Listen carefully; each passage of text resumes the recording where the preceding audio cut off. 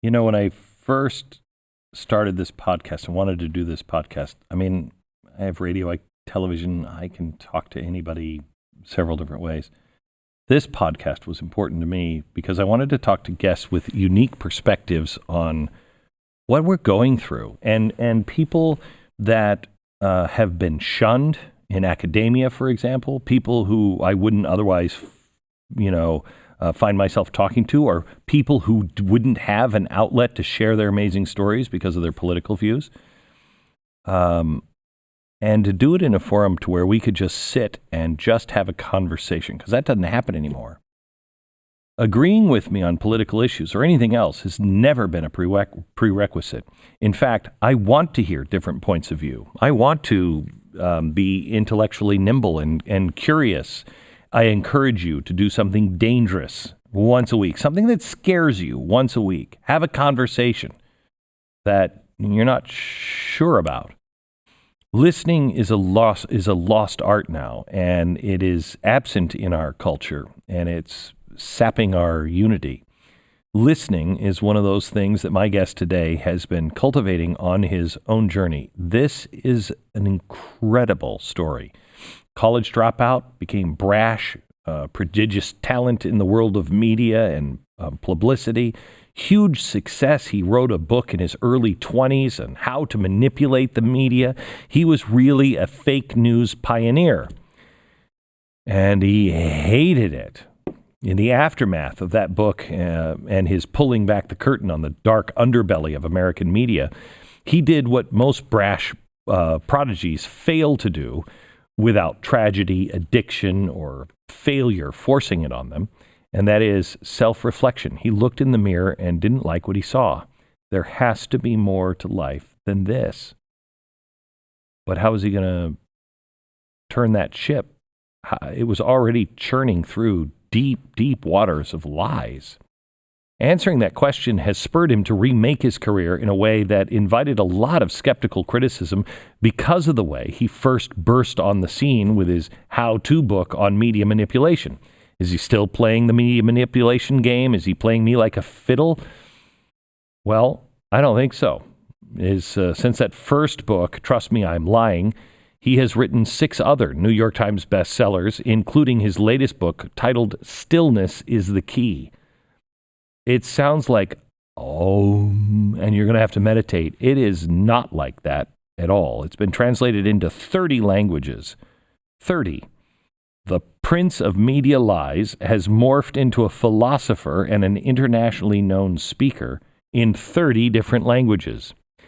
There's some things I'm sure we don't agree on, but there's a lot we do. There's one thing that he and I and all of us really have in common. Most of our lives are too chaotic. There are practical ways to cut through the chaos and live richer, deeper, more meaningful lives. Ryan Holiday. Countercultural, really. All countercultural ideas about stillness.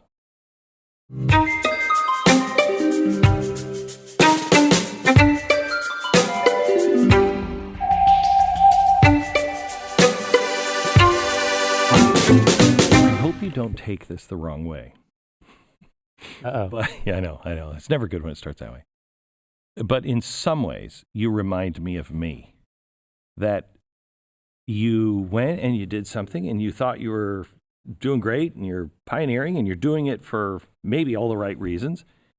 And then you stop and you look back and you're like, that caused some problems that I didn't see. Yeah. Right? Yes. And then you stop and you're like, I could be very successful if I just keep doing that. But it provides too many real traps for my own personal happiness. Sure. That I just can't get past. Yeah, it's like sort of what you have to look in the mirror at some point and go, what kind of person do I want to be? And it's not, am I being well paid for this? Am I doing it at a high level? Am I sort of challenged by it? But like, is this making the world a better place? Yes or no? Mm-hmm. And I think on the media side, for me, it was like, I discovered something I could be very good at it. Sky was the limit, but it was it was realizing like, hey, if everyone was doing what I was doing, this would not be the world that I would want to live in. And that I was doing things I thought for the right reasons, but people could very easily do them for the wrong reasons. And that is almost exactly the way I felt. Yeah. That I think I'm doing it for the right reasons. It's not being taken. And if everybody does this, it's trouble. I remember I read an interview with Michael Lewis, and he was saying, he wrote that book, Liar's Poker, about everything that was wrong with Wall Street. And he's like, people come up to me and say, you're why I work on Wall Street. And he's like, that was not what, and so I get that a lot. I would identify as sort of like center right or sort of radical middle politically. But when like very extreme alt-right people tell me that like, trust me, I'm lying is like their Bible, or like, the guy that gave Donald Trump the idea for the wall said that "Trust me, I'm lying" is like the Bible that he lives by. Like that's not the difference I want to make in the world. And so I ended up writing that book. And the funny thing was, when I wrote it, people accused me of writing the book just to make money. And it was like, writing a book is literally the worst possible way you can cash in on something. I know. So for anybody who hasn't read the book, just in a couple of paragraphs.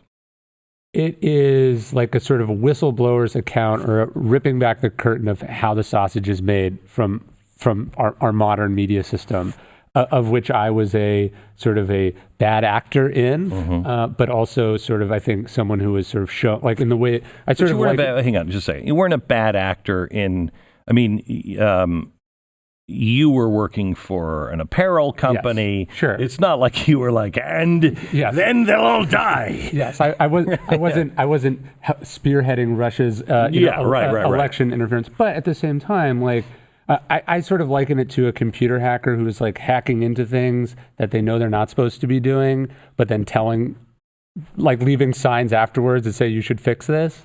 And that's where I came from the book. I totally get not everyone's going to interpret it that way. But like for me, it was the thrill and the challenge of like having fun in a corrupt, broken system, but knowing ultimately like this was not leading down a path that I was proud of. Okay, so you had somewhere in you something good that you had some sort of an archetype in you that said, that's not what I imagine a good person to be. Yes. Right? Yes.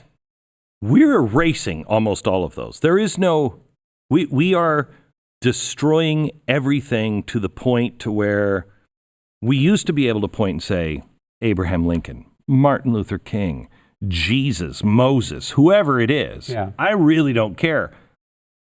We don't have anybody. Everybody's bad. When I was about 19 years old, do you know who Dr. Drew is? Yeah, so I was 19 years old. I went to this conference, and Dr. Drew was there, and I asked him what books I should be reading. And he told me to read the Stoics. And I read Marcus Aurelius' Meditations. And there's a line in that book, he says, like, waste no more time, and I have this as a print on my wall now. He says, waste no more time talking about what a good man is, be one.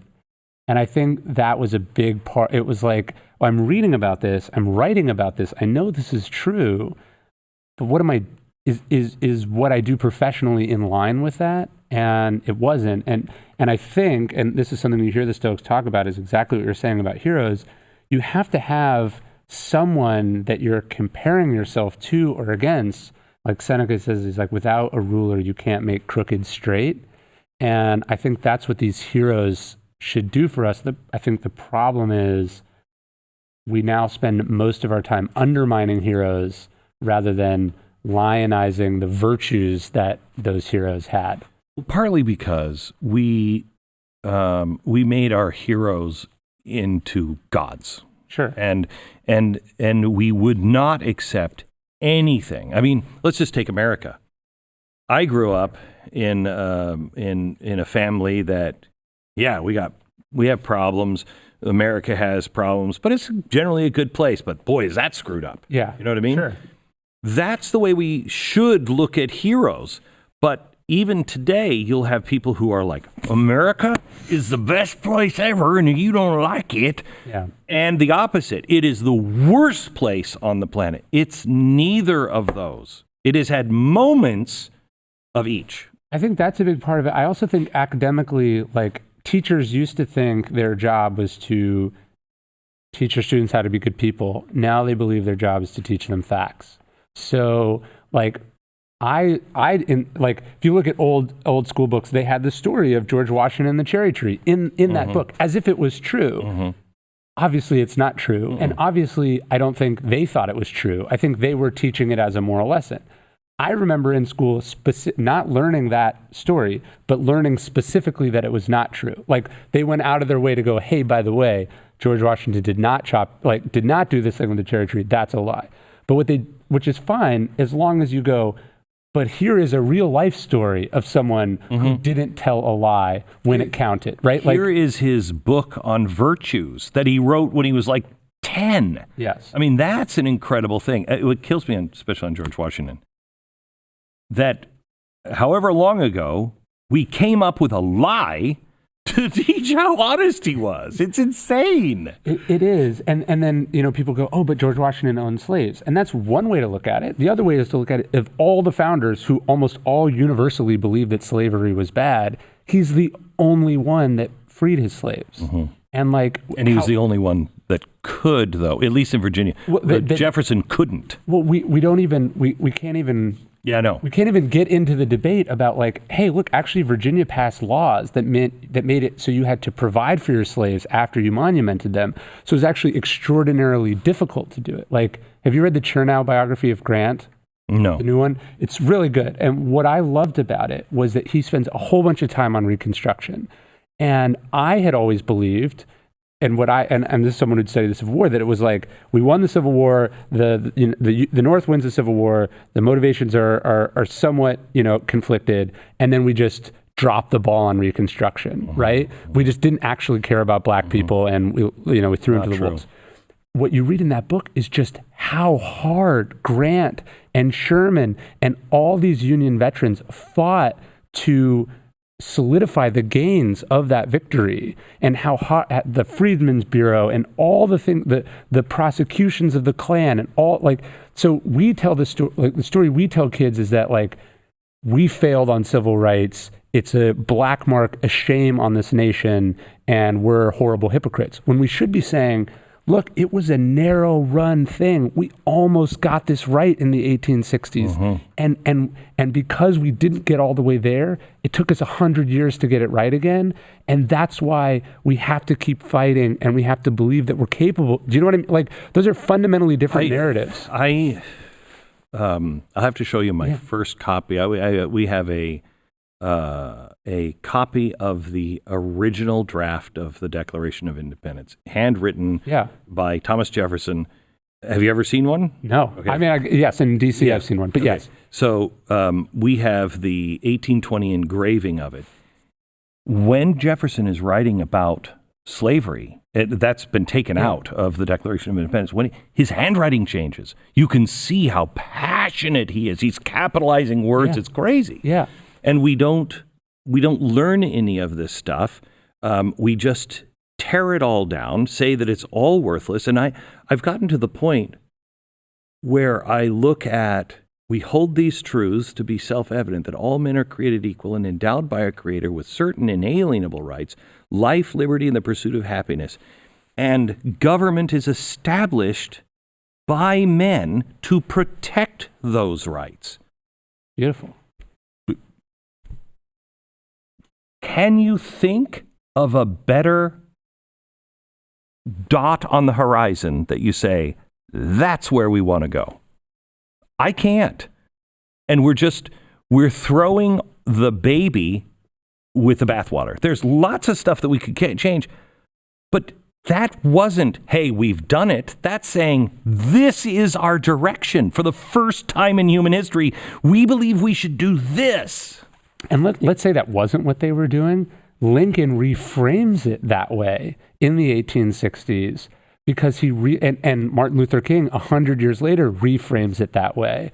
And so did Frederick Douglass. Frederick Douglass was against it at first until Lincoln said, have you read it?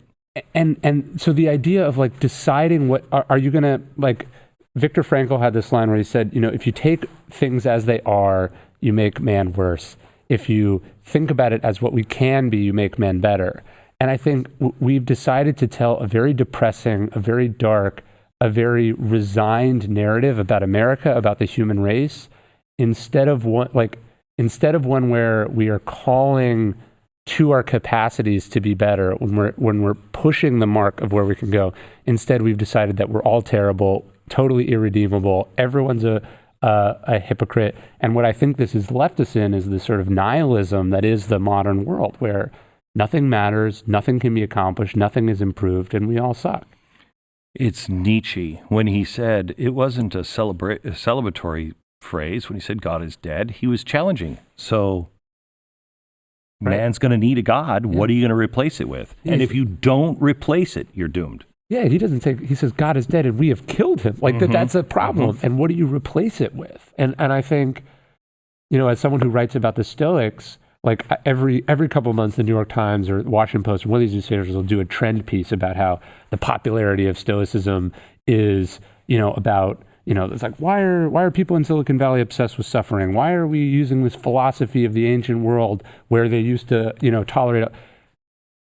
Who were the founding fathers thinking about when they were thinking of Cato, right? Like George Washington was inspired by these ancient figures who themselves fell short of what they believed in. And so you have to be looking at history not with an eye of judgment, but by finding something to call you to a higher principle. And we've lost that, and we've replaced it with what? I had a friend tell me one time, he was a great man, and taught me so much. And he came into my office one time and he said, "Do you have any pictures of any of your heroes?" And I said, "No." And he said, "You have to. You have to." He said, "You have to put a picture of some men you want to be like, and you put them right there on the edge of the desk. So when you're making a decision and you're just talking, you glance down there and think to yourself, is that what that guy, am I getting closer or farther away?" Well, when you would walk into Monticello, Jefferson had statues of his heroes, contemporary heroes like Washington, but also ancient heroes. And I have a bust on my desk of Marcus Aurelius from the 1840s. And I think I use it for a couple things. One, I think the guy that had this statue made is dead, and someone will own this statue after me. Like, this is just like what they say about like a caretaker. Yeah, that you just own a Rolex till you pass it on to the next generation or whatever. Not a Rolex. What is it? It's a Patek Philippe. Yes, but that idea that we're all just stewards. But like, we have this expression that absolute power corrupts absolutely, and then there's this guy who is adopted to be emperor. So he suddenly thrust upon him that he's going to be the emperor of Rome. And what does he do with absolute power? We know what everyone else has ever done with absolute power. You kill your rivals, right? Marcus Aurelius, the first thing he does as emperor is name a co-emperor. The first thing he does with absolute power is give half of it away to his stepbrother. And you're just like, that has never happened before in history, and that will probably never happen again in history. What can you learn from these people, and how can you keep their memory fresh? So, and that helps us if you know history. I mean, Wilson was the first who tried to run for a third term. It wasn't against the Constitution. Yeah. It's just that George Washington gave it up when he didn't have to. King George said, if he gives that up, he'll be the greatest man to ever live. Yeah. He did. And so the conversation was, you really think you're better than George Washington? Yeah. We don't have that anymore. So these people, because that self-regulator is gone, these people would run until they die. Barack Obama, Donald Trump, they'd run till the day they died. Well, and what's so incredible is, why did Washington do that? Because his hero was Cincinnatus, who is made dictator. He saves Rome, and then he says, I want to return to my farm. And like, I think it's George Wills. He's writing that Washington wanted power for the sole purpose of giving it away. Like, that his dream was, for him, it wasn't, how can I become powerful? It's, how can I become powerful and then use that to teach the lesson that the institutions matter more than the individual. And he resigns his commission. That's the first time he gives power away. then he walks away after he becomes. It's incredible, but he does that not because he's superhuman, but because he had the myths and heroes that inspired him to be better than what he naturally was. He had humility. There is not, look at Abraham Lincoln. Is there a more humble guy than that? He's beaten almost to death. You look at the picture, 5-year difference. You think Obama changed in office? Oh, you my look at Lincoln, gosh. it's incredible. It's incredible. So he's just beaten into humility. And there is nothing in our society that is saying, hey, good for you, you're humble. Yeah, right. Nothing. Well, no, look, I wrote a book called Ego is the Enemy. Like, I think about this a lot. Like, the greatest people are the most humble, but they're also advertised for themselves the worst. So we hear about them. Do you know what I mean? We hear, like, George Marshall, I think, is the greatest man of the 20th century. Why do we know less about George Marshall? It's because in 1950, George Marshall was offered $1 million to write his memoirs, and he turned it down. Wow. And he said, and why has George Marshall not become president and Eisenhower does? FDR says to Marshall, I know you want a battlefield command. I know your reputation as a general depends on it. Do you want to command the troops at Normandy?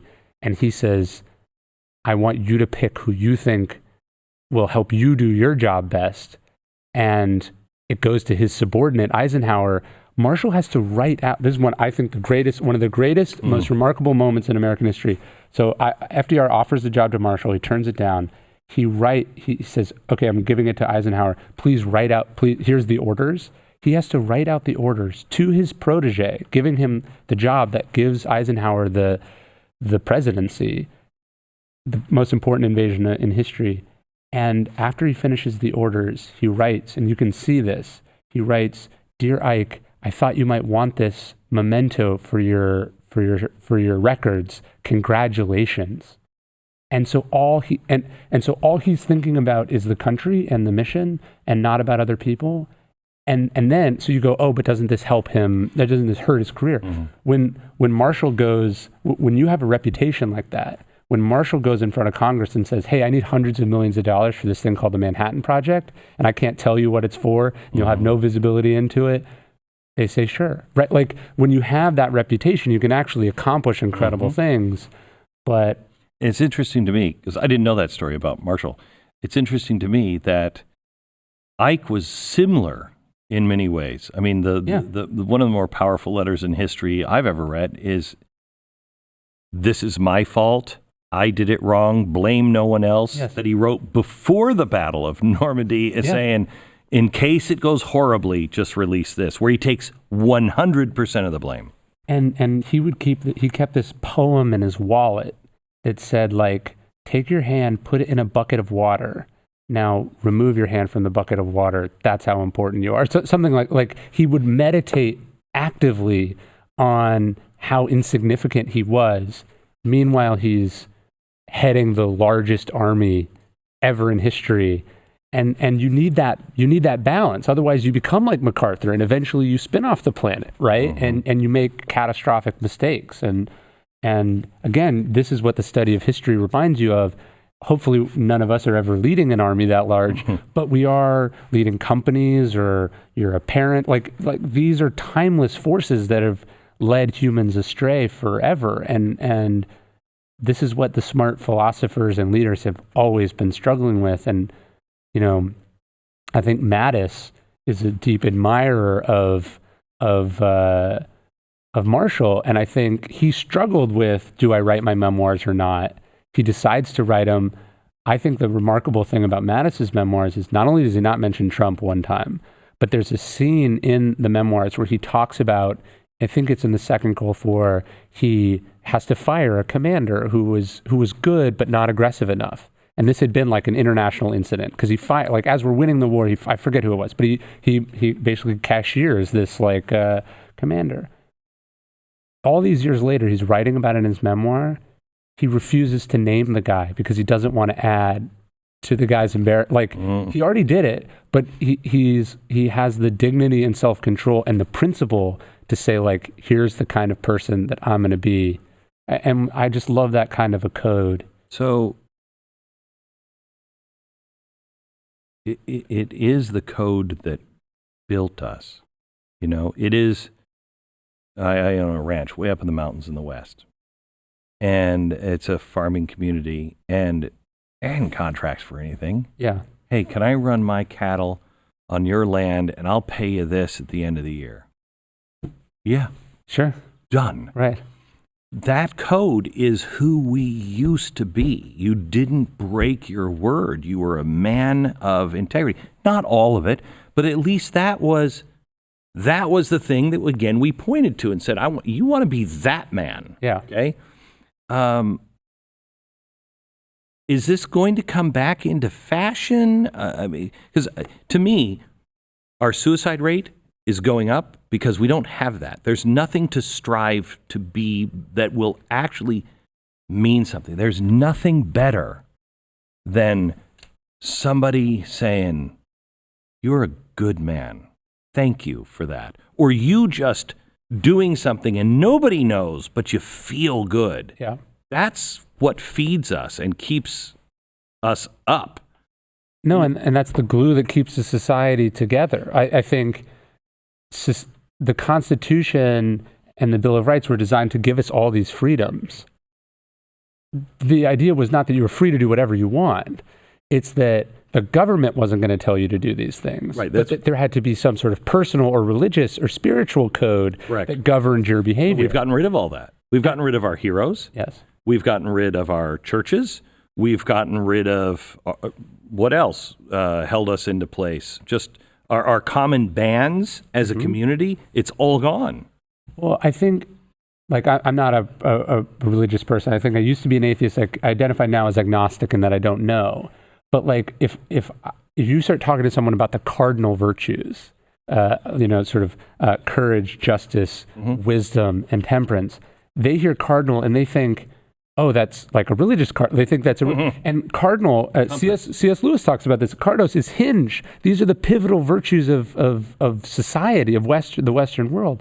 But they're not Christian. These are philosophical. These go back to Socrates and Aristotle and Marcus Aurelius. And so, one of the things that gets me excited, and obviously I'm a little bit biased in that I write about it, but like that people are turning back to these ideas because they realize we knocked everything down, and that there has to be something, or else why not just kill yourself, as you said? Because like, if this is meaningless, what do we? Life is too hard to keep doing it. I've always believed that if the Ten Commandments or the New Testament were just travels with Jesus and top 10 tips from Mo, yeah, they would be the gold standard of everything. But because we've taken all of those principles, I believe they are true. Doesn't matter if it actually happened. What matters is this is 5,000 years of people going,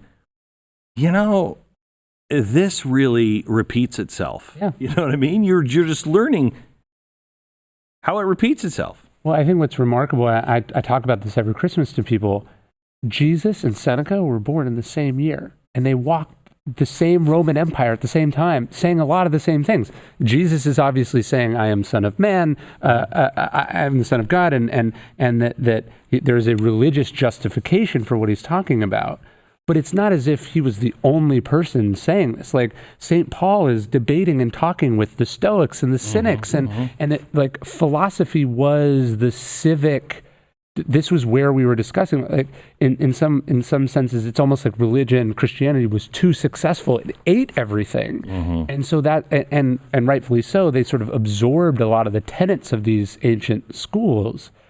And so now, because people are like, I'm not religious, they think that humanity, that's the only moral framework that humanity has existed in, and that's nonsense. And what I find so inspiring is that when you turn to Eastern philosophy, in all the religions, at the core, they are saying very similar things about what kind of person to be. Almost all of them are saying exactly the same thing. Yeah. It's why I started questioning God and hell and everything else, because I'm like, if I'm over in China and I'm, Gandhi always bothered me. Gandhi, good guy. Yeah. Jesus didn't wear pants. He didn't wear pants. I mean, they have a lot in common, and good.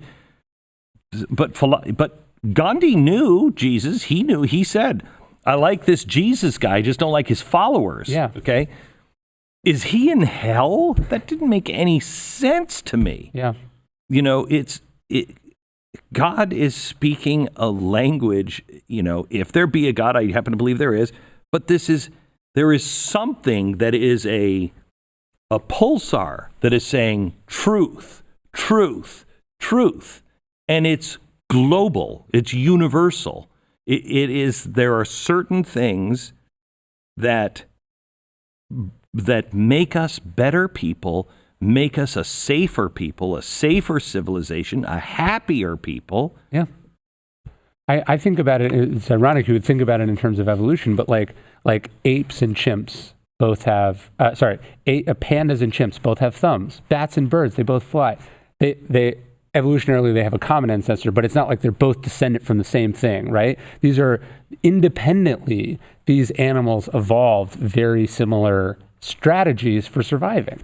I think in a way it goes to the central truth of what Christianity and Islam and Confucianism and Buddhism is talking about, that these schools independently said, you got to control your temper. Suffering is an inevitable part of life. Courage is important, right? The golden rule, that they would independently come on the golden rule is, to me, like the proof that it doesn't have to, either it's proof that it's supernatural or that it's proof that it doesn't matter if it's supernatural. It's that it clearly works because we've discovered it multiple times. To me personally, it matters. To me personally. For me, looking at you, I don't care. Right. I mean, I don't care. Are you getting to be a better person than you were yesterday? Are you discovering the tenets of just universal truth? Because it's like, the family is just being torn apart. Just torn apart. Family, traditional family. Look, it's a building block. That doesn't mean my mom was a single mom. Okay. I don't hate families that broke apart or whatever. That doesn't make any sense. I don't hate gay people. But can't we all just say, if you can get a family where mom and dad aren't drunk alcoholics, probably better. Is probably better. There's some things that, but where you have a family unit, that is the structure of all life. And it's best to do that. That doesn't mean these are all evil. Right. It just means this is something we can say, this is what we should strive for, knowing humans fail all the time. And it's not always going to look like that. But this is something good. Isn't it? I'd be curious for your thoughts. Like, I think it's like this word like decency is coming up a lot, or norms come up a lot. And we seem to think those are things that you enforce on other people rather than follow yourself. So I think Donald Trump has run roughshod over a whole bunch of important norms in American history and in our political system. I think it's ironic that the media, which is violating all the hundreds of years of norms of its own profession, is the one that's upset about that. Right? It's like you can only deal with the stuff that's going on in your house. So it's like decent. It's like, I think the bedrock of a family is important. So instead of being really upset about that other people are doing things over here, work on I'm going to try to be a good dad. Yes, yes. And don't condemn everybody else for living a different lifestyle than yours. We just have to be able to say, what Donald Trump does is nuts a lot of the times. Right. And as a conservative, I don't like it a Right. lot of the times. Sometimes he does stuff that turns out good. Sure. And I'll take that and I'll leave that and not embrace it and not become everything I despise.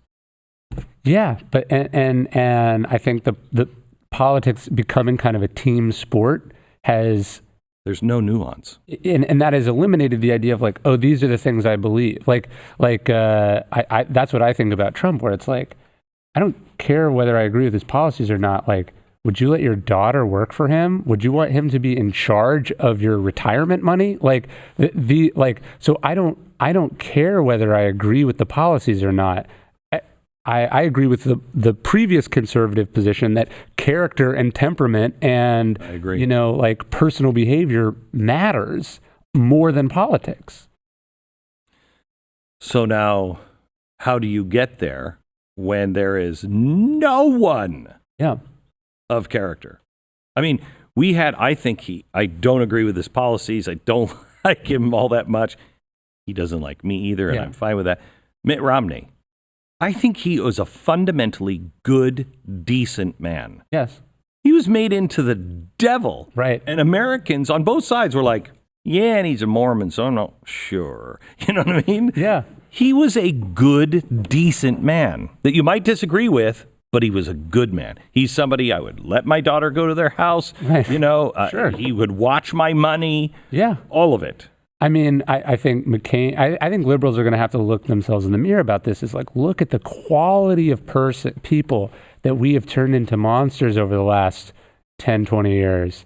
And then I liken it to the sort of the over prescription of antibiotics. It creates superbugs. Mm-hmm. When you prescribed the shame treatment to John McCain, a guy who refused to go home from a POW camp because he wouldn't get preferential treatment, you want to make him into some sort of corrupt, selfish monster. Right. Like, of course you end up with Donald Trump. Correct. Because what sane person would, and then let's look at it the other way.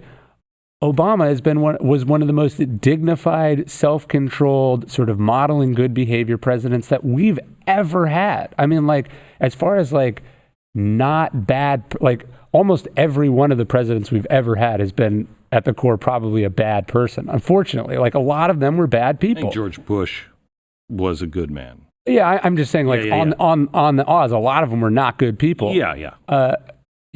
He wasn't cheating on his wife. He wasn't lying. Even the way he's like, like obviously you compare Obama post-presidency to Truman post-presidency. One is much more dignified, but at the same time, like, he didn't make his money doing illicit things. Mm-hmm. Like he has, for the most part, practiced what we say, what everyone is preaching. And somehow he got turned into a monster, and then we wonder why we get actual monsters. Like, we're the boy who cried wolf, and then a wolf came, and suddenly people don't trust you when you say this is not normal. And what comes after?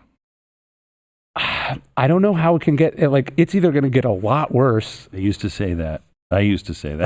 Can't imagine how it got worse. Yeah. It's going to get worse. It does.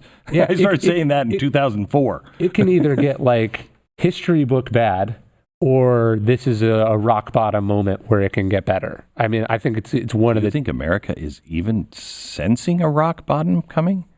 I mean, if the things that are happening on a daily basis are not rock bottom, I don't want to know what rock bottom looks like. My mother committed suicide. She was an alcoholic. She committed suicide when I was a teenager. I know rock bottom. And for me, it's not there.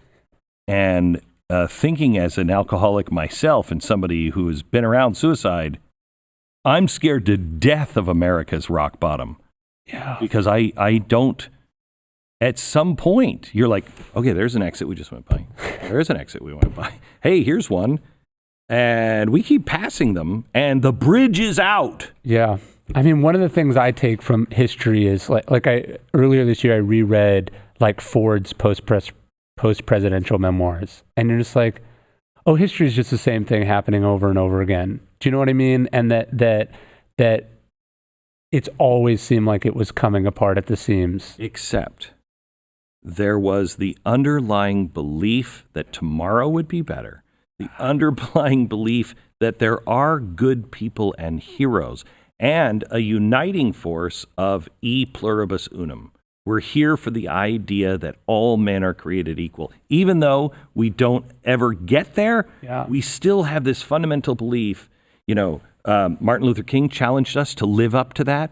Brigham Young when he first crossed the mountains, being with torches across the mountains and kill everybody. He gets there and says, it's the people, it's not the documents. The ideas are right. We had that. I don't know if we have that anymore. I mean, yeah, the silver lining might be that is this also kind of a transition, or is a younger generation going to, there's an F. Scott Fitzgerald story I love where there's this sort of spoiled young woman and she has this doctor who comes and he gives her this, he says like, it's your turn to tend the fire. Like you have to tend the fire. And this is like the wake up call for her. This is also kind of the plot of Cormac McCarthy's The Road. Like the That's fire. A happy book. the fire. You're depressing the crap out of me. The fire passes, right? And I wonder if we are in a like, is this are new people going to decide to enter public service? Is there going to be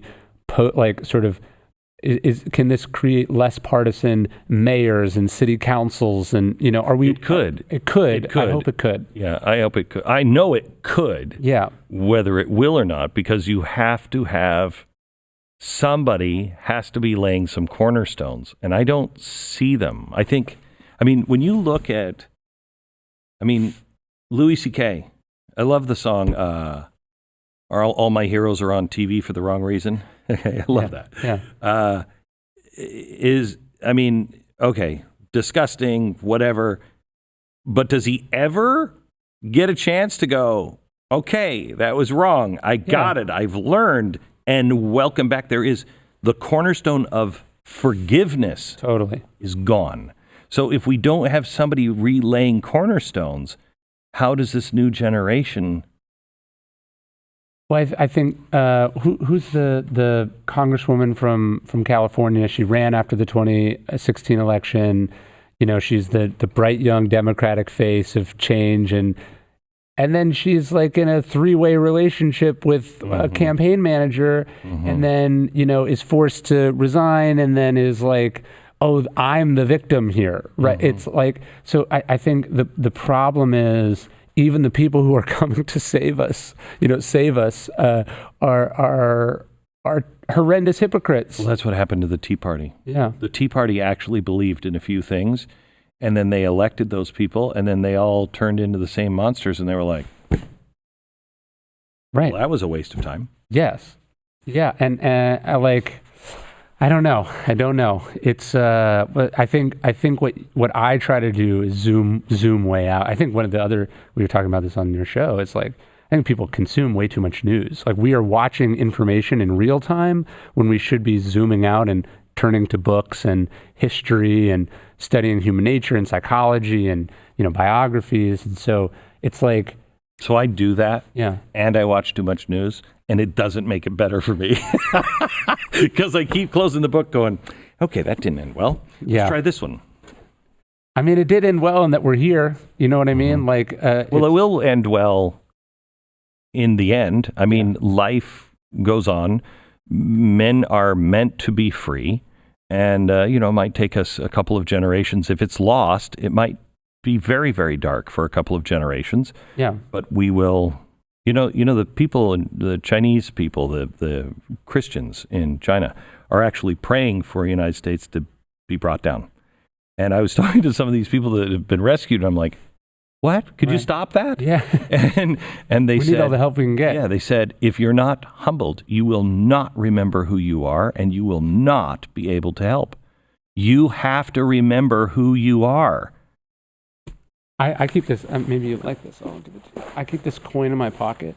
And this is a very ancient practice, the idea of memento mori, the sort of timeless elements of life. And that's a Marcus quote on the back. He says, like, you could leave life right now, let that determine what you do and say and think. And what he means is not like life is meaningless, you're about to die, like go to an orgy. He means like, this is the only moment you might have. How are you going to behave in that moment? Who are you going to be? What are you going to do? And I think our obsession with breaking news of the moment has taken us away from like thinking about it. Like George Washington was performing for history, and you might think that's bad, but that's what in the short term, like in up close, Washington is like moving his slaves around so he can keep them enslaved while being in free territory, right? Like he's a massive hypocrite. But on the larger scale, he's thinking about what's the lesson I can teach, people about power. How can I set up institutions that outlast? I think he was thinking about that bigger picture. He wasn't thinking about his petty squabbles with Thomas Jefferson, and I think if people could get some perspective, it would help give them some clarity. And that for me, I wrote the book. It's like, is this who I want to be? Like, is this the legacy I want to live? If I die tomorrow, is this enough for me? And it wasn't. How did you get to where you are? You are a remarkably unique individual, because you're not only writing about it, but I can tell it's an honest search, and you want to put it into practice every second, every time you put your hand in your pocket. Yes. I've done it. Yeah. I've carried George Washington's compass with me on my hardest days. Okay. Incredible. Yeah. Because. Yeah. Hold on. You know who you want to be. Yes. Hold on. Where did you come from? How did you get here? I don't think it's that exceptional. I had like two ordinary parents. My mom was a school principal. My dad was a police officer. So was it a little bit of that? I think did the shock of being hit in the face, of being like, you're my hero, and it's Hitler? Was that it? What was it? I think it was a little bit from growing up, and then it was. I read these books, and it was like, this is what I wish people had been telling. Like, I think I just got hit. I got hit by this freight train of these books, that this is like this timeless struggle, that philosophy is not this series of abstractions and questions like, how do we know we're not living in a computer simulation? Philosophy is like, what kind of man do I want to be? What is the right thing? Like, how do you control your temper? There's a difference between applied philosophy and theoretical philosophy. Totally. I don't care about theoretical philosophy. I'm like, the greatest Stoic is Cato, who doesn't write anything down. He's a philosopher because when it counted, he did what he said he believed in. And Cicero, by the way, who wrote all sorts of things, was the opposite of that. You know what I mean? Cicero wavered, and Cicero contradicted himself, and Cicero, like, Cato dies resisting Julius Caesar. Cicero, his friend, censors his eulogy of Cato because he doesn't want to get on the wrong side of Caesar. Like, I'm just in love with those examples. To me, that's what transformed. You're in love with books. I am. And ideas. And where did that come from? My grandmother was a reading instructor, and so I think that's where it first came from. But it wasn't until much later in life that I read anything you might call good. So I grew up with just novels, right? And then there's nothing wrong with that. No. It's the love of read. It's the idea. I remember I was 19. I'd only read stuff that I was forced to read. Yeah. 18 years old, I pick up The Adventures of Sherlock Holmes. I read that book because I thought at the time, this is the only good book in the world. Yeah. It just opened up so many different doors for me. And then I, wised up and went, I bet there's something else. And then I started reading classics. Yeah. And I realized, there's a reason this book's been around for a couple years. That's a really good story. But you have to have the love of reading and the appreciation of a book. Yeah, and it's I think something that people don't realize, that it compounds. So each classic you read gives you a whole new sense of history, because that's what was influencing the people doing those things. So yeah, I think it's been deciding to dedicate myself to books. And the nice part about dedicating yourself to books is it eliminates the time. Like, I don't watch 5 hours of TV a day because I like reading books, Like, I get on an airplane, and I've never bought Wi-Fi in my life on an airplane. I just read books, and you watch people watching crappy movies, and you go, of course you think you don't have time to read. And so, yeah, I think Warren Buffett has said, like, the best investment he ever made was buying The Intelligent Investor by Benjamin Graham. I think we make a poor case for books to young people. We say, like, read books because that's what smart people do, or read books because you'll get an F if you don't. We don't say like, this will pay off for you. Like, this will give you the decision. I asked Dr. Drew what books to read. I went back to my hotel room and bought them. Like, I would not be sitting here if I hadn't done that. Mm-hmm. And so that ROI allows me to continue to invest in education. It's the same thing in many ways that I did when I was 30. I mean, people used to joke I had the library of a serial killer because none of them agreed with each other. And I was looking for, hey, this guy says this. Who would this guy really get pissed off on? Who would this guy say, don't read him as a contemporary? Yeah. And then I'd read him. And then I'd find, my father told me, if you could look at books and knowledge as a transparency, and when you see the same thing, it's the cardinal point. Yeah. When you see the same things, you know that's true. Yeah. You know what I mean? Mm-hmm. And it completely changes your mind. So give me 5 books that you should read. Meditations of Marcus Aurelius. The most powerful man in the world writes private notes to himself, not thinking anyone would read it. It's incredible. I think Robert Greene's The 48 Laws of Power is essentially an introduction to all the classic texts of all time. My favorite novel is this book, The Moviegoer by Walker Percy, which is all about sort of angst and deciding who you want to be and what you want to do in life. That's one of my favorite novels. Have you read Memoirs of Hadrian? Mm-mm. It's I'm nerding out about the Stoics, but it's a novel it's written as if Hadrian was writing the advice to Marcus Aurelius when he is going to become emperor. So I think that's an incredible one. And then how many is that? Is that 3 or 4? I think it's 4. What would be the 4th one? I really liked, it's influenced me a lot recently. I really like David Brooks's new book, The Second Mountain, about like, you get to, and this was sort of the journey we're talking, you get to the top of your profession or your thing and you go, wait, this is it? Mm-hmm. And then you have to find a second, more meaningful mountain or contribution to society. And that second mountain is usually smaller. It's usually smaller and much more personal. Yeah. And much less recognized by other people. Correct. One you wouldn't have seen if you weren't on the top of the mountain. Yes. You could have. Yes. You just had to realize that this big, huge mountain was kind of meaningless. Yes. That's sort of what I'm thinking about and going through now. I just read Frankenstein over again. Oh. And the reason why I read it is because I was looking at the times that she was living in. Yeah. And the time she was living in was the beginning of electricity and everything else. And so she's being influenced by sticking electrical wires into animals. Yeah. You know what I mean? Right. And they're dead, and all of a sudden they reanimate. Sure. And I was just talking to, you know who Jason Blum is? Yes, the movie producer. So I was just talking to Jason. He's a big fan of Ego's Anime, he told me. Really? Yeah. So we were just talking, and I said, you've got to redo Frankenstein, but forget the old Frankenstein. Yeah. It's the same thing. We're now talking because of science. Maybe there is no death. Yeah. And what can we do with algorithms? What can we do in downloading people? What can we do by enhancing people? Nothing's changed. Yeah. The same exact warning, except they didn't have the technology.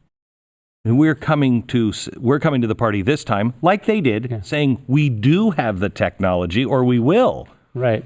What is the monster going to look like this time, or will it be a monster? I will definitely. The other 2 novels I think fall in that category. Have you read The Count of Monte Cristo? I love it. It's such a huge book. Yeah. It's so much more than just about revenge. I think that one is a shockingly modern book. But because we were talking about it earlier, I reread Fahrenheit 451 3 or 4 years ago. I was what inspired me is, you know, he talks about the shell in people's ears. I thought, isn't this just ear pods? And I thought that's what I was going to get from it. And then I had read it in high school, and the lesson I took from it is like, government censorship is bad. That's what it was a warning of. And actually, the book is a warning against the way we censor each other. Like he says, like the government didn't want to burn books. Minorities and people wanted to burn books because they thought it was offensive to other people and other minorities. That this was a self-inflicted hellscape that we made. And then, isn't it amazing how all those writers in the 50s, the 30s to the 60s, they all got it pretty right. Shockingly right in a lot, because I think great art, and this is something I talk to writers all about, is like great art is rooted in timelessness. So Star Wars is not about cutting edge sci-fi effects. The reason people who went to the premiere of Star Wars now take their grandkids to see Star Wars is because it's about the hero's journey, and that's why Odysseus is still relevant and Gilgamesh is still relevant, and I think The Count of Monte Cristo and Frankenstein. If you Lord of the Rings, totally Hobbit, yeah, and so, but now I bet you could take the next year of novels on the New York Times bestseller list, and it's all nihilism and it's all garbage, in that it's about. Are you saying 50 Shades of Grey is almost 50 Shades of Grey? I wish. I'm talking more. It's like. These are novels that don't say anything. They don't say anything. They don't mean anything. They are not rooted in, they are not, The Great Gatsby is not a novel about the Jazz Age, it just looks like correct. one. So there's a show on Apple TV Plus that I started watching. I've only seen 4 episodes, so what do I know? But it's called The Morning Show. Oh, yeah. And if it's not the Matt Lauer story, Yeah. I don't know what is. Yeah. But I was struck by it because I don't think a network could have made this show because they have all that baggage. Yeah. But they're asking the really hard questions on that. Is there forgiveness? What about the people who knew about it and didn't say anything about it? They just accepted. Are they good? Are they bad? It's amazingly rich and deep, which you don't see anymore because you're not supposed to be. You'll offend too many people. You're taking a side. When this, I haven't seen a side yet. I've seen both. And you're like, wow, that's a really good question. How come nobody else is asking this question? I mean, and isn't that time? One of my favorite books, James Romm wrote a book called Dying Every Day. And it's about, the subtitle is like Seneca in the Court of Nero. And it's about how does the world's greatest philosopher become the advisor to the worst emperor in Roman history? And on the surface, it seems obvious. It must be corruption, it must be a hypocrite. And then you're like, oh, how does James Mattis serve Donald Trump, right? Even though, like, not that Trump is Nero, but like, to Mattis, he probably is. You know what I mean? These are exact opposite human beings. And you realize, oh, this is a timeless struggle, what are our obligations to serve? What are our obligations to dissent, right? So then how does our story end? I mean, you've studied it. You're looking at the characters as characters. You're looking at the people on stage right now as the characters that you've read. Yeah. How does our story end? Well, if this is a Shakespeare play, it ends with us all committing suicide and dying, unfortunately. Or, this is setting the stage for a hero to emerge. And that's what I'd like to think is in the works. Maybe it has to get worse before it gets better, but like the one good thing about bad times is that they call up the best in us as much as the worst in us. And I don't think in 1859 we thought in Abraham Lincoln, like that was probably the worst time. That was probably the worst time in American history, and you would not have expected some hillbilly lawyer from. What was he, the 56th vote at the brokered convention? Yeah. He was like, he didn't win until the very end. A single-term congressman, a guy who taught himself to read. I mean, Lincoln goes to Washington and the Civil War breaks out, and he literally goes to the Library of Congress to read books about war because he was that inexperienced for what was just going to happen. And yet, you go to the monument and you read the second inaugural address and you think, how did a human go from there to there in 5 years? It's trials. Unreal. But it's trials, but it's also what humans are capable of. And I think knowing what humans have been capable of and does in history makes you deeply depressed, but it also means you never count us out. Technology scare you, thrill you, a little of both? A little of both. I mean, one of the things I've started doing now, and especially writing about stillness and thinking about it, is like, I don't touch my phone for the first 1 hour that I'm awake. I set the terms of the day. I do not start the day reactive. And I, that's when I do my reading. That's when I do my writing. That's when I do journaling. I think technology is great as long as you're using technology.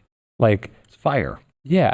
As long as the technology is not using you. Mm-hmm. Like, one of the bright spots for me, I think podcasts, and obviously people are listening to this as a podcast, like, that is the first encouraging media development that I've seen in the last 5 or 6 years.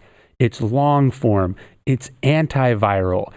I bet half the people you have on the show you vehemently disagree with. Mm-hmm. And it is modeling, like, I love those sort of liberal condescension about the Joe Rogan podcast. Like, what better thing could you design for young men specifically to be consuming than hours and hours of thoughtful discussions mm-hmm. with, like, a meathead and college professors. Mm-hmm. Like, and a guy who's on the journey.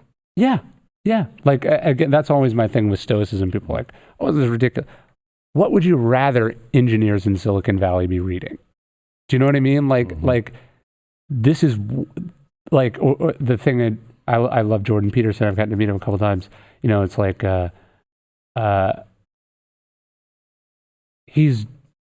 that's the dream, man. Like, that's what, like, whether you agree with him or not, like, who would you rather young people be listening to than a Harvard-educated college professor who makes them love great text? And can I tell you something? I sat in one of his shows. He came to town, and I told him this afterwards because he was kind of musing on, I don't know why this is successful.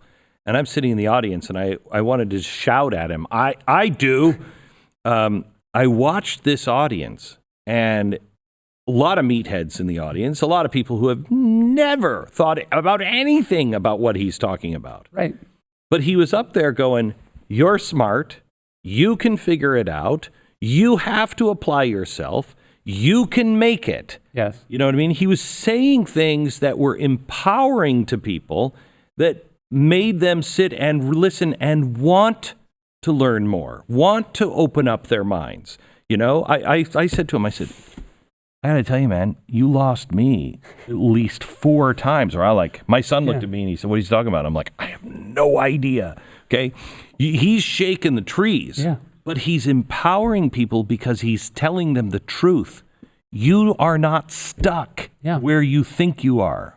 What makes me so angry about Jordan Peterson is, can I curse on this podcast? Yes. That's the fucking job, man. That's the job of a college professor. The problem is not Jordan Peterson, if you agree with him or disagree with him politically. The problem is the tenure system is supposed to create, every university should have 50 Jordan Petersons. Right. You know what I mean? Like, that's the entire profession. Love books, encourage learning, make people think, take provocative viewpoints, like, stand on principle. That's what college professors should be doing. What is tenure all about if it isn't about saying things that make people uncomfortable? Yes. That's what you're supposed to be doing. That's the only way to learn. It's crazy. The problem is that there's not enough Jordan Petersons. Like, that Jordan Peterson is the only college professor probably that your average white male, like, who's under 20 could name. Is it's the same thing with Malcolm Gladwell. So if you don't want to be political, it's like, the problem is not Malcolm Gladwell popularizing academics. It's that academics are so boring that nobody wants to read them, and that it's fallen on this journalist to bring their work to a mass audience. So I don't think a lot of academics, they've gotten there and then they've reached the mountain and then they're just there. Where the ones that are exciting, Joe Rogan, not an academic, but he's searching and he's excited about when he finds something. Yeah. Academics don't seem excited about anything anymore. I love Tyler Cowen, just an amazing human being. Like that's the ideal of a college professor. Like I love those guys, and I love those guys particularly as a college dropout who didn't get that. You know what I mean? And you think you'd be the same person if you had continued college?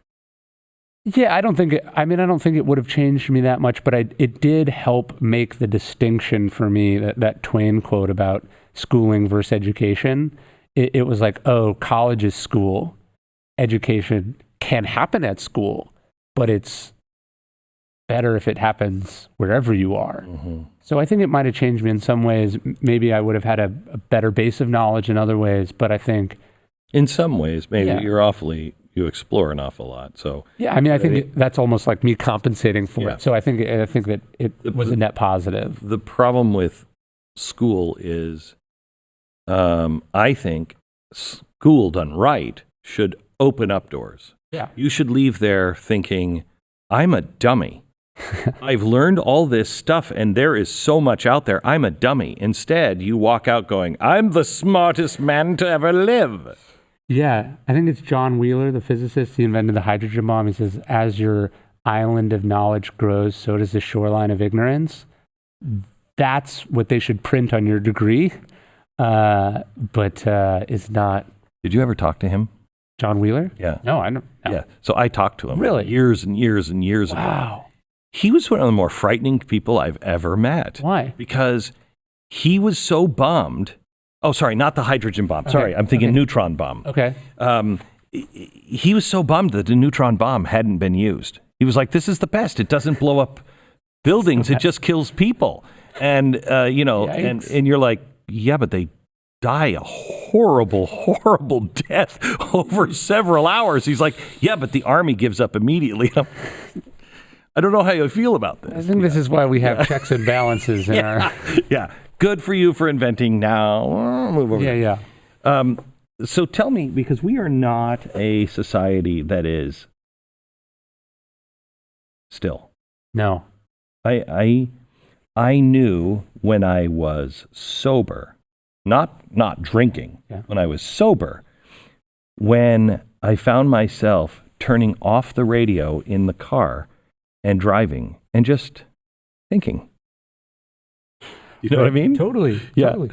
And I was like, something's happened here. I think I might be better. Yeah. We don't do that. It's constant interruption. Not that we don't do that. We have never done it. Like, it is bad, of course. But like the two pivotal things for me in the book were, one, there's a Blaise Pascal quote from the 1500s. All of humanity's problems stem from our inability to sit quietly in a room alone. And then there's a scene in one of Seneca's letters where he is describing how hard it is to concentrate because it's so noisy outside of his window in Rome. And you're like, no car horns, no jackhammers, no trucks. You go, oh, it's always been hard to focus. It's harder than ever. Yeah, I used to cut fields on the tractor without anything in my ears. Yeah. Now, and they were glorious days. Now, trying to get my kid onto a tractor without something he's listening to is impossible. And you're like, trust me, you will thank me. You will thank me over time. No, I have this piece that's coming out. I went deer hunting with my 17-year-old neighbor a couple weeks ago. And, it's like 5 a.m. We're in my back pasture and there's no cell reception. And I was like, do you understand how abnormal what we're doing is right now? This is... And I think about that too. I love swimming. I love swimming more than ever because it's the only place that no screens and sounds are really possible. People do it. I know. It's so bad. Like, we can't help ourselves. I know.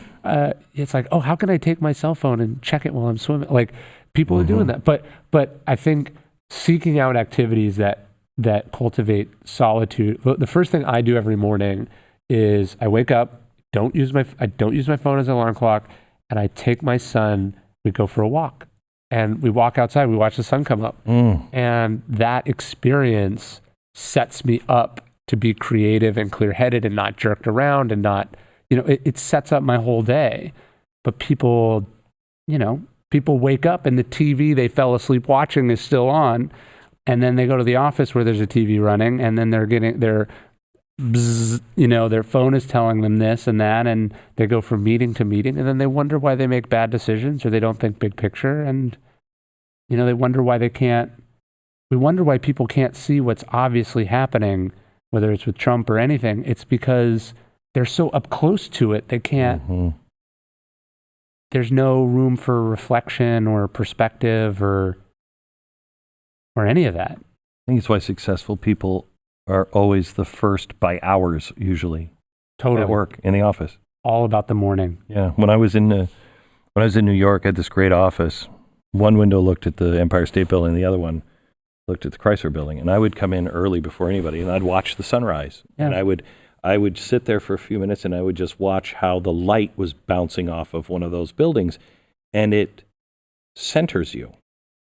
And so when people hear that word stillness, I think they think, oh, I got to go to a meditation retreat, or I got to, go to India, or, they think it's like, you can go for a run. You can read a book. You can watch the sun come up from your office. There are, think about what an athlete does before they go on the court, right? Like, there are ways to get stillness that are not sissy, that are not withdrawing from the world. There are ways to get stillness that make you better at what you do.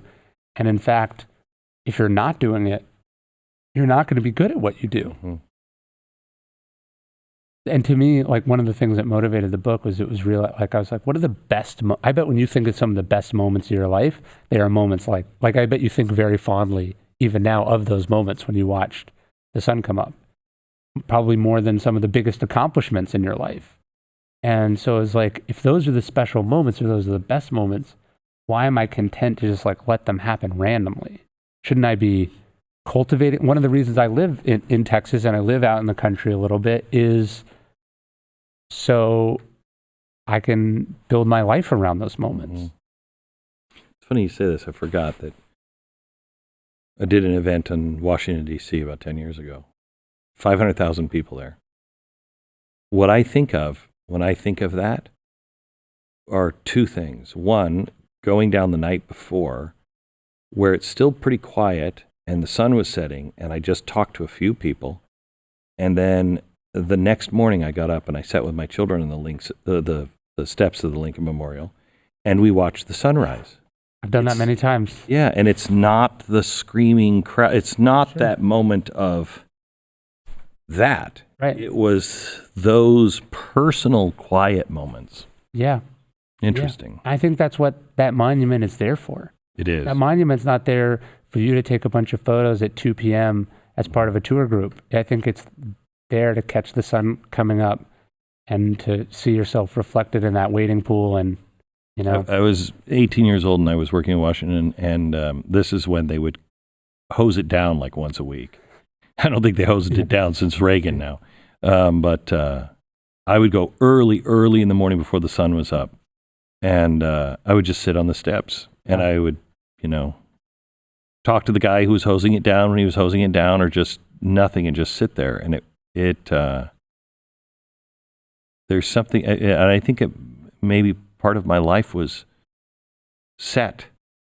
The compass points may have been set at that moment, because you're right. That is what that is for. Yeah. It's horrible when you go there and there's a whole bunch of people. Yeah, it's horrible. Of course. Because mainly, at least me, I'm like, what do you do? Shut up. Right. Shut up. Look, read that. Look at him. No, this should be accompanied by silence and reflection. And again, that's what the mornings and that's what the late evenings are so special for. And we lose that because we try to cram crap in there. And what I love about podcasts is, like, I don't know about you, but I don't have a lot of 90-minute conversations just for the hell of it with people with no device. Like, you don't, it's almost like it's forcing us to do the thing that naturally, the founders weren't watching TV. They were sitting around discussing. That's why they were in all these clubs. And that's why it's so great. I love having people I have respect for, because I think they're honest. But they really disagree. We usually, come into it thinking, this could turn into a bloodbath. And it never does. No. Because we respect one another. Right. And it's what I love about it is you're sitting with someone and you're like, I write that down. Remind me of that. I've never thought of it that way. That's what we're missing. We're only getting the thoughts that we agree with. Yes, or the thoughts that fit in 140 or 280 characters and that make for a good YouTube video or a good headline. Nobody likes it, but everyone's participating in it. I think that's the... Can you tell me from the book, one of the stories that really stuck out, I never heard before, the Michael Jordan story. Oh, yeah. I think this has all kinds of ramifications in our society today that we should learn. Well, so obviously Jordan, the greatest basketball player of all time, incredible human being, incredible businessman, incredible entrepreneur, now an incredible philanthropist. I'm sure also generally a nice person, especially now I've heard. But I would urge everyone to go watch the Michael Jordan Hall of Fame acceptance speech because it's one of the darkest, saddest things you'll see. When I read about it, I had no idea, and I would never have thought about that. Yeah, from Michael Jordan. He basically, from an early age, decided that the fuel for greatness was anger. It started, he believed that his father loved his brother more, and that was the first sort of spark. And he said, I'm going to prove my dad wrong, and this is the saddest thing. I think about this now because I had a little bit of that growing up, and now I have young kids. It's like, if you think you can earn someone being proud of you, you've already lost. It's already lost. But so he starts there. He gets cut from the high school basketball team. In fact, he just doesn't make varsity as a kid, as a sophomore, because the other guy was 8 inches taller. But instead, he accumulates slight after slight, and it's this anger, this rage that is at the core of what's motivating him as a player. This love of the game shit was not true, right? What motivated him was crushing his opponents. I mean, he punched Steve Kerr in the face when they were on the same team. He wrecked people's careers, even at the saddest part. So he doesn't make the high school team, and this fuels him to prove everyone wrong. That's enough. He gets accepted into the NBA Hall of Fame, and he invites that guy to the banquet so he can point him out in front of a national audience and say, Coach, you picked the wrong person. I mean, just imagine how terribly sad that is. Like, and it's the opposite of Marshall. The opposite of Marshall. It's the opposite of Gandhi or Lincoln or it's the opposite of the greatness that truly endures. But worse than that, it's just a miserable way to live. Like, that should have been his shining moment. Instead, and someone I know, they said that's the moment when everything he'd crammed in the closet came exploding out all over him, and he saw it afterwards and said, I don't like that person. And so anger is we think anger is good fuel, but it is the most corrosive. It's like jet fuel. It'll blow up all over you. And the worst part is, even if it makes you great, it doesn't give you the one thing you want, which is feeling good about yourself. Aren't we kind of training our society to be like him? Yeah, to me, this is the real danger that Trump represents. That's what we now think success or power looks like. It's pettiness and... Funny, because I agree with you on that, but that's not what I thought of. I thought of all of the, Greta Thunberg. How dare you? You stole my childhood. All of this anger and angst that I've been slighted by someone else, even people who lived 100 years ago. Yeah, it's craziness. No, that is true. We have now conflated anger and political change, when really the great political movements were typically motivated by love or idealism, even if they are about a grave injustice. You compare Martin Luther King and Colin Kaepernick. Like, Martin Luther King is saying, "This is what we believe. Let us, let me shine this at you to inspire you." And Kaepernick is basically, and I actually I admire the courage that it takes to put your ass on the line. What I don't respect is what I don't think is strategically valuable is the hopelessness of it. Do you know what I mean? Mm-hmm. And like the way I think about it is like, look, most people who are doing wrong in the world are not doing it on purpose. Mm-hmm. And so if you yell at them, you don't change their mind. And then there are really awful people in the world. Mm-hmm. Like you don't defeat the Stephen Millers of the world by yelling at them. You don't defeat the Hitlers of the world by being angry at them. Not to compare those two, I know that's extreme, but like there are people who hold malevolent beliefs and who are attempting to exact an agenda that I think runs counter to the principles that the world should operate by. You do not beat those people by being emotional. You beat those people by being strategic and by being hopeful and by being collaborative and listening. Yes. Not having we're not a society that is humble enough to release certitude. We have to stop being so certain. The one thing I'm certain about is certitude will kill us. Moral certitude is okay if you actually are right. Moral certitude is the worst. Yeah. Certitude on mathematics. Yes. Right. Sure. Yeah. I'm not getting into a rocket if you're not certain you did the math right. Moral certitude. I am right about this when it's not. I appreciate the fact that you're an agnostic, and I've had several atheists on, and they'll ask me if I could prove it.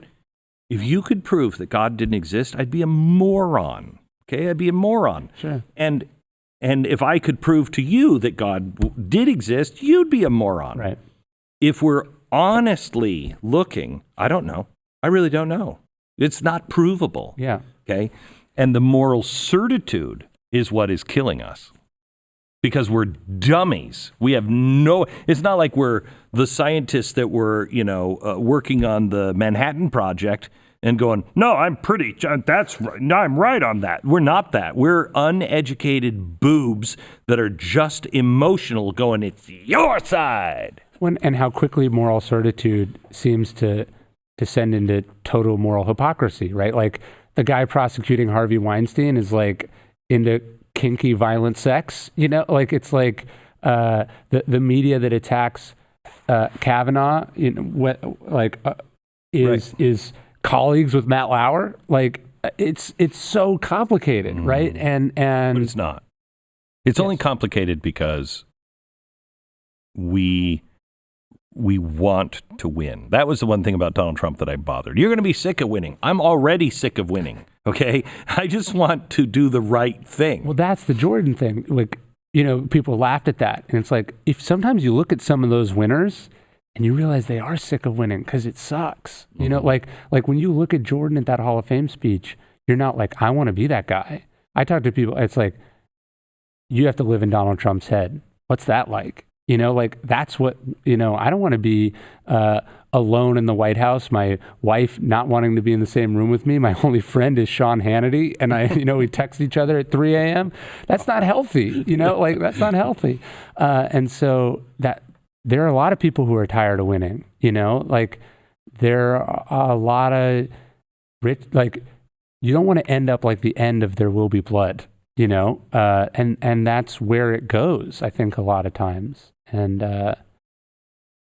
we tired of winning is a real thing. Because we've mislabeled winning.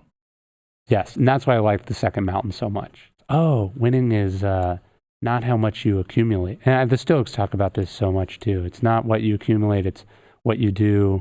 I love the Jackie Robinson thing on his tombstone, like a life is important insofar as its impact on other lives. One of my heroes is Dietrich Bonhoeffer. He was executed. Most people say he didn't win. He did. Yeah. The guy who helped, and then 36 Olympics, Jesse Owens, the German that helped him on the high jump. He won. I mean, he was sent to the front for that. Yeah. But he won. Mm-hmm. It's a miracle is a change of perspective. That's all it is. Yes, and And to circle back to where we were, we need to hold up those. Where's that German guy's statue? Do you know what I mean? Where's the? Because you can't be a society without statues. Yeah, right. And no one is perfect. Yeah, like, look, okay, you give Robert E. Lee a statue, sure, but where's the statue of the Southern guy who left everything behind to go fight for the Union? Like, where's that guy? Like, there's lots of those statues. I'm more interested in the people who are not traitors. You know, like, like that was a bigger sacrifice, right. And we can tell those stories, and we can build monuments to those people. And if we're not going to build monuments to them, you can have monuments in your house about them. And where are the Frederick Douglass statues? Like, and here's the Booker T statue. Oh, incredible human being. There are so many fascinating people like that we give short shrift to. Thank you for the conversation. This was so cool. Thank you. It was an honor. Really great. Yeah. We'll have you back. Thank you.